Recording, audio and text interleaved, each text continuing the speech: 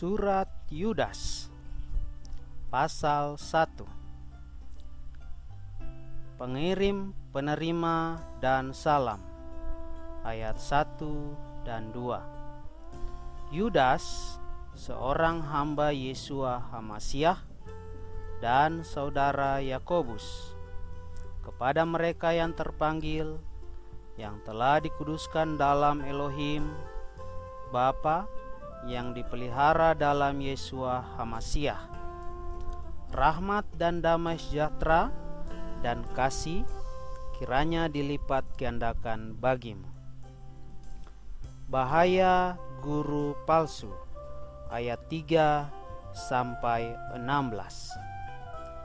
Hai yang terkasih, dengan menggunakan segala ketekunan untuk menulis kepadamu berkenaan dengan keselamatan bersama, aku mempunyai keperluan untuk menulis kepada kamu sambil menasihati agar berjuang demi iman yang pernah disampaikan kepada orang-orang kudus.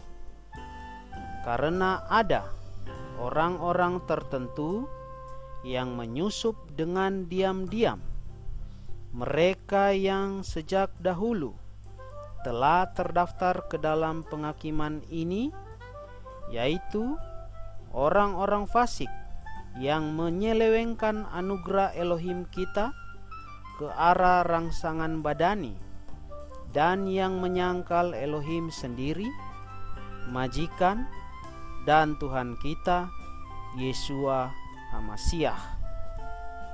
Namun aku ingin agar kamu mengingat hal ini, yaitu meskipun kamu mengetahui bahwa satu kali Yahweh pernah menyelamatkan umatnya dari tanah Mesir, kali keduanya Dia membinasakan mereka yang tidak percaya.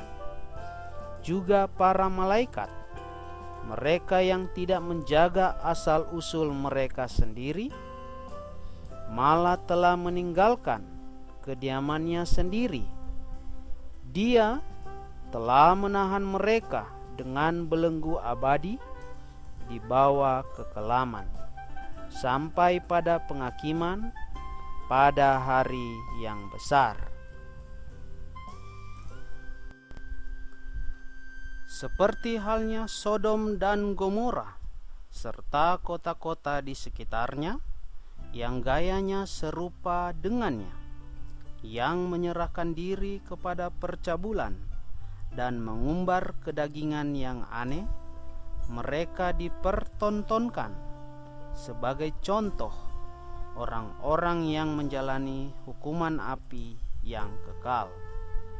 Betapa sama seperti itu pula mereka ini, para penghayal yang sesungguhnya mencemarkan tubuh dan menolak pemegang kekuasaan serta menghujat kemuliaan. Namun demikian Mikael, penghulu malaikat, ketika bertengkar karena berselisih dengan si jahat mengenai mayat Musa, dia tidak berani menimpakan penghakiman berupa hujatan.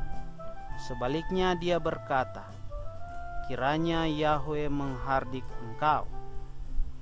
Namun mereka itu sesungguhnya menghujat beberapa hal yang tidak mereka ketahui.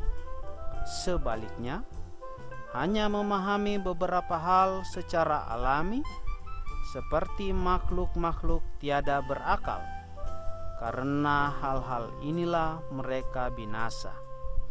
Celaka bagi mereka, karena yang mereka tempuh adalah jalan hidup Kain, dan mereka terjerumus ke dalam kesesatan Bileam mengenai upah, dan mereka binasa di dalam perbantahan Korah.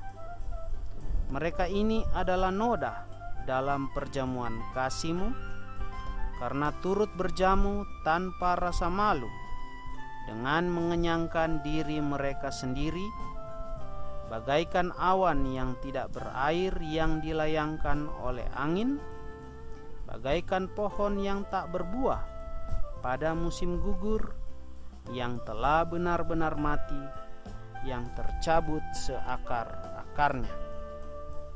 Bagaikan gelombang laut yang menghasilkan buih keaiban mereka sendiri, bagaikan bintang-bintang yang beredar, yang bagi mereka telah disediakan pekatnya, kegelapan untuk selamanya.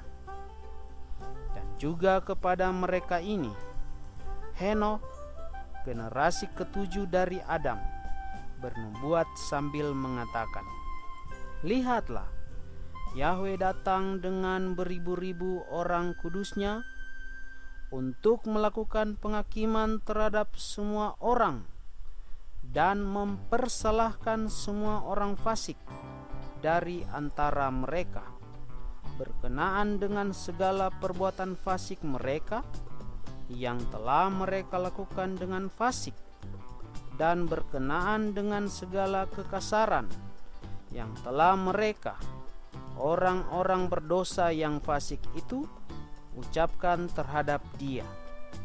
Mereka ini adalah para penggerutu yang tidak pernah puas, yang berjalan menurut keinginan-keinginannya, bahkan mulut mereka mengucapkan kata-kata congkak, seraya mencari muka demi keuntungan."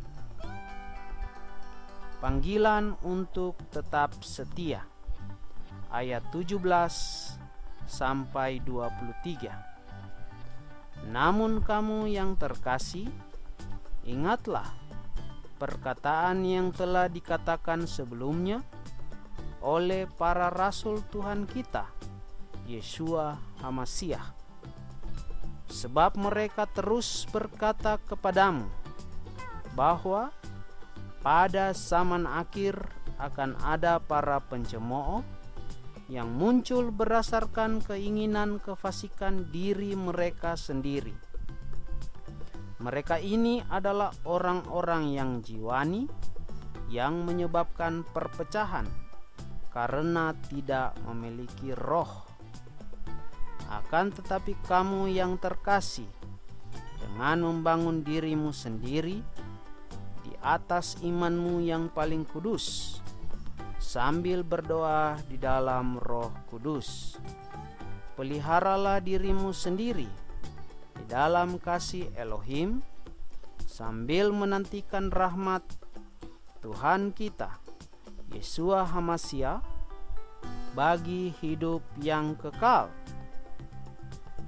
Dan di satu sisi, berikanlah kemurahan kepada mereka yang bimbang, tapi di sisi lain, selamatkanlah mereka yang ada dalam ketakutan dengan merenggutnya dari api, bahkan seraya membenci pakaiannya yang dicemari oleh kedagingan."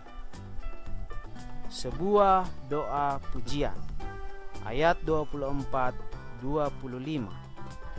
"Dan bagi Dia yang berkuasa untuk memelihara kamu tanpa tersandung dan menempatkan kamu tanpa celah di hadapan kemuliaannya dengan kegirangan yang besar, bagi satu-satunya Elohim yang bijaksana, Juru Selamat kita adalah kemuliaan dan kebesaran, kekuasaan dan otoritas, sekarang dan bahkan sampai selama-lamanya. Amin.